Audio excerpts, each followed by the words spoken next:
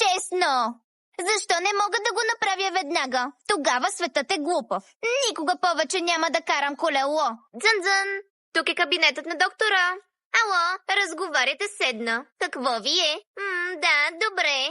Може, хубаво. Елате след 15 месеца. Чао! Так, благодаря, Бинго. Така отиде за Маркуча. Да отидем и да...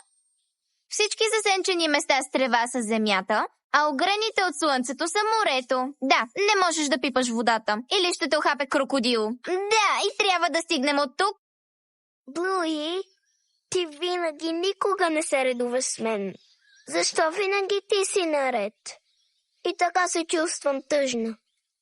Ще те размразя, ако ми обещаеш, че винаги ще се редуваш с мен.